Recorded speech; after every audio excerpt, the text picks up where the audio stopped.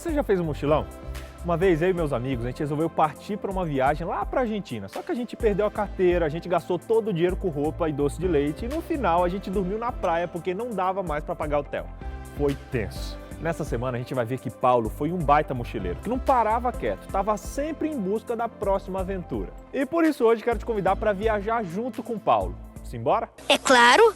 Semana passada a gente viu que os cristãos fugiram de Jerusalém e se refugiaram em várias cidades ali, especialmente Antioquia, pregando para os gentios. E pasmem, a primeira igreja cristã gentílica foi ali na Antioquia. A gente viu também que Jesus deixou claro que o evangelho deveria alcançar até os confins da terra e Paulo sabia disso. Por isso, ele saiu para o mochilão missionário mais extraordinário da história. É mesmo?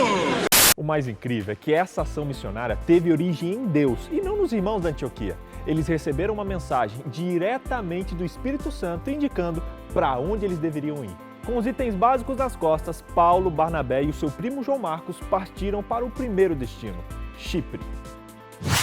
Curiosamente, essa era a cidade natal de Barnabé, onde os três começaram a pregação na sinagoga. O plano de pregação deles era sempre esse: começar a pregar para os judeus nas sinagogas e depois partir para os gentios. Depois que concluíram a missão em Chipre, era hora de partir para Pafos.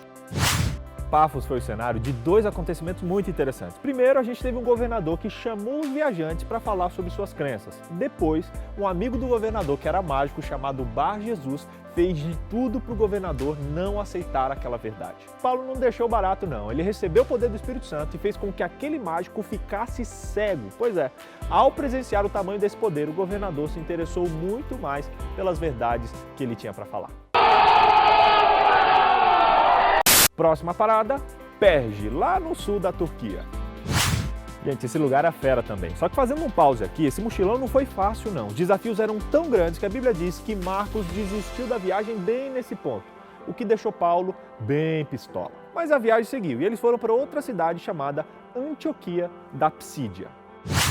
Nesse lugar, Paulo pregou o primeiro sermão descrito no Novo Testamento. Nesse sermão, Paulo ressaltou as crenças que eles tinham em comum a respeito da eleição divina de Israel e do reinado de Davi. Ele apresentou Jesus como cumprimento das promessas de Deus e, por fim, deu uma advertência contra a rejeição da salvação oferecida por Jesus. De tudo isso, galera, o mais importante é ressaltar que o perdão e a justificação só estão disponíveis por intermédio de Jesus e não pela lei de Moisés.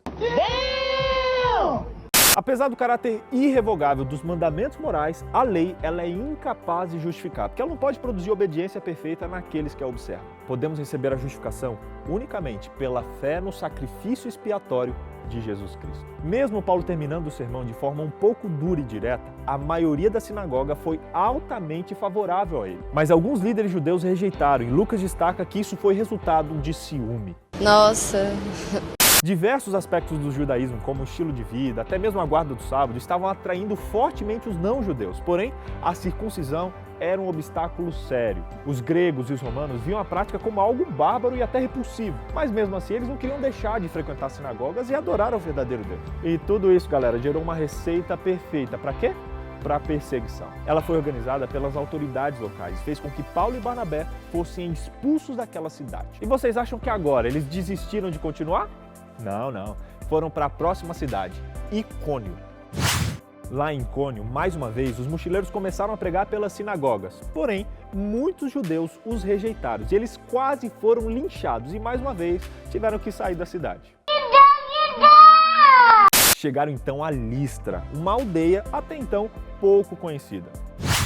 Lucas não foca muito na presença deles ali, mas lembra um acontecimento marcante, que foi a cura de um homem aleijado. Esse milagre fez com que o povo confundisse eles com deuses e queriam inclusive oferecer sacrifícios para eles. Pois é, gente, vida de mochileiro não é fácil não. Uma hora linchado, outra hora adorado, eita lelê. Por fim, na cidade de Listra, eles colocaram fim naquela falsa adoração. Mas aí começou outro problema. Chegaram opositores deles, vindos lá de Antioquia e de Icônio, e colocaram o povo todo contra Paulo e Barnabé. E sabe o que aconteceu? Aquele mesmo povo que estava adorando eles os apedrejou. É isso, foram apedrejados e Paulo foi dado como morto.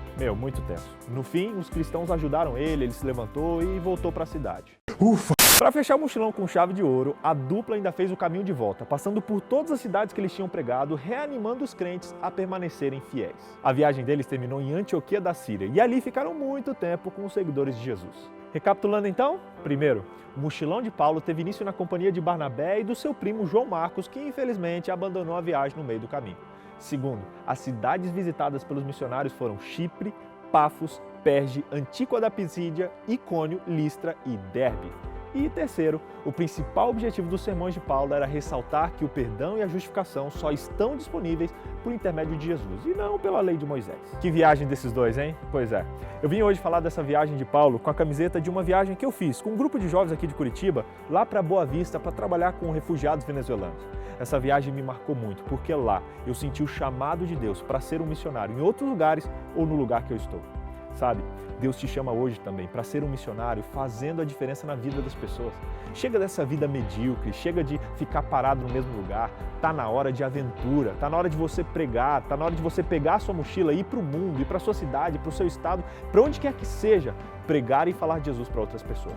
E aí, você topa essa aventura? Bora!